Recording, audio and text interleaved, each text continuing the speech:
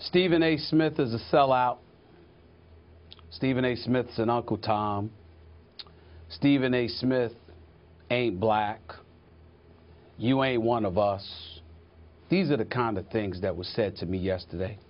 Twitter, emails, you know, friends didn't say that to me. What they did was they called up and tried to talk to me, to challenge me on my points of view. Those that are in my inner circle, family, friends, loved ones, they know that I have nothing but love for them, and I appreciate where they're coming from. But when I say I don't give a damn, I can't even emphasize that doesn't know justice. I stand by everything that I said yesterday, tenfold, 100-fold.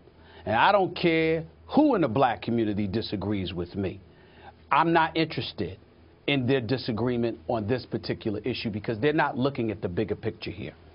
Mark Cuban, in the same breath that he talked about walking across the street from a black dude in a hoodie, followed that up by talking about the white dude who's bald-headed with tats all over his face and his body and what have you. Everybody wants to ignore that in our community. I want to say everybody because I'm not speaking for everybody. I'm just talking about the people that communicated with me, which were in the hundreds yesterday. I'm totally exhausted. I can't believe I'm up for this show with as many conversations I've had to have about this yesterday, get on my damn nerves. But the thing about it is that all of those folks ignored the part that he said about the white guy, because we want to pounce on him making this statement and alluding to black folks or talking about somebody in a hoodie that happens to be black and how he'd walk across the street. He talked about the prejudices that exist in all spectrums by all of us. Are we going to sit here and literally act like we don't have any prejudices? Like we don't feel certain way about certain people or certain people's appearances and how it makes us raise our antennas? Am I going to sit here and tell you that if at night and I saw, you know, a couple of white dudes with tats all over their body and their head or whatever, and I'm going to feel comfortable with that? I'm not going to raise an eyebrow? Would I be telling the truth? Particularly if I was in some place like Mississippi or Idaho, not to knock those folks, but you hear where I'm coming from in terms of, you know, sometimes how black folks feel uncomfortable in certain areas geographically in our nation. I mean, this is just a reality, okay? And so as a result of it, you don't do harm to anybody. You don't inflict harm or pain towards anybody else, but does it raise your antennas and makes you a bit suspicious? Sure it does. So what Mark Cuban was saying was 100% correct. It's just that simple. But the bigger issue that needs to be discussed, it's the big elephant in the room, and nobody wants to touch on it because white folks are scared they're going to be labeled racist. Black folks are scared they're going to be labeled sellouts. See, I tend to look at things a bit differently. You know, I look at our unemployment rate consistently being double that of folks in white America. I do understand that to some degree there's a level of racism that we all have to overcome, and I get all of that. But that doesn't mean every single issue is race-related. Sometimes it is about how you represent yourself. It is about how you present yourself. When I alluded to walking around with your pants hanging below your behind, that's trifling. That's just trifling. And it's counterproductive. When I talked about how you sitting there and the first words out of your mouth is, you know what I'm saying, you know what I mean? No, the hell we don't. You ain't saying anything yet. That's a reality. When I talk about not having a command of the English language, and still you want a job, and you want to have a career, but you don't want to get your education. You don't want to go out there and pound that pavement. Everything's about the sprint. It's not about the marathon. It's not about you putting forth the necessary effort and due diligence over the long haul to get the things that you need. That's a reality in our community.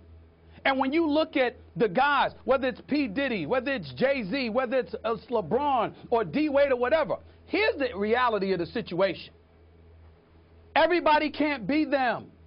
They're special. And sometimes some of the special people, I'm not talking about them specifically, but some of the special people within our community don't get it.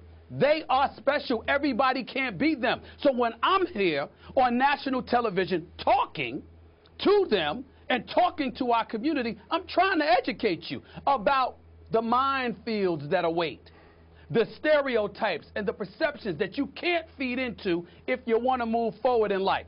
Everybody we talk about this thing, Kerry and Skip, about the American dream. Let me tell you something right now. Do you understand that I look at a professional athlete, I look at some of these rap artists or what have you, making their tens or hundreds of millions of dollars. I don't consider them the American dream. I consider them a fantasy turned reality. You couldn't in your wildest dreams, no matter where you're from or where you at, imagine that you could have achieved what they have achieved. It's very few that are fortunate enough to do that. When we talk about the American dream, you know who I think about? Myself. Hollis, Queens, New York City, left back in the 4th grade, grew up poor. The level of education that I had was a public school system. I ultimately graduate from high school. I go to a historically black institution like Winston-Salem State University. I graduate with honors. There is no journalism program. I still graduate with honors. I still beat out thousands of people to get an internship that ultimately transitioned from a career at the New York Daily News to the Philadelphia Inquirer to CNN and then Fox Sports and then ultimately ESPN. And I'm on national TV every day. Get paid pretty well, I might add. And I'm thinking about the fact that where did I come from?